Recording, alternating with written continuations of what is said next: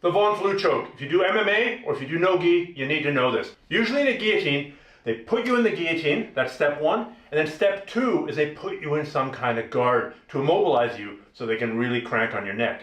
You've got to move at step 1.5. If you don't move then, it's going to be much, much, much harder to escape. So we're here, however he gets me in the guillotine, go ahead, snap me down. He catches me in the guillotine. I know the next step is probably him putting me into the guard. This is when I need to move. As he sits back, I need to run the opposite direction. If my head is on his right side, I need my body to be on his left side. So let's say my head is on his right side. Get me in an imaginary guillotine. I need to move to this side, and my right hand needs to back his legs to the side. This is what it looks like. Kind of similar to a matador pass, isn't it? So he sits in a guillotine, just do it from here, and he sits back.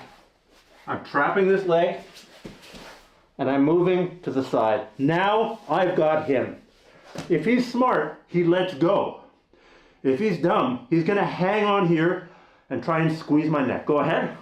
It might work, given long enough. But what I'm going to do here is I'm going to come over his wrist so that his arm is trapped. His right arm is now trapped by my shoulder. Try and let go.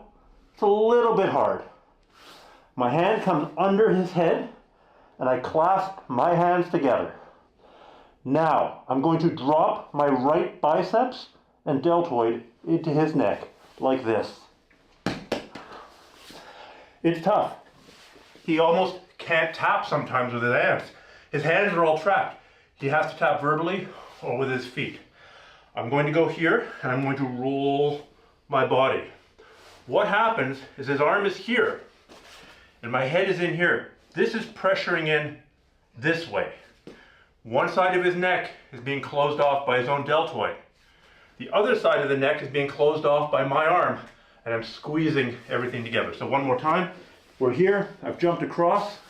I'm going to trap his arm so he can't pull it out. Hands together. Now I'm going to slowly rotate and drive in. I couldn't believe it the first time I saw this in competition. I think it was in The Ultimate Fighter, one of the early seasons, and my mind was blown. Next, I was in the gym figuring this out. As a special bonus for sticking with me for so long, I'm going to show you the augmented Super Von Flue. So this works when you're a little bit closer to a fence or a wall. He's going to put me into a guillotine. He's going to sit back.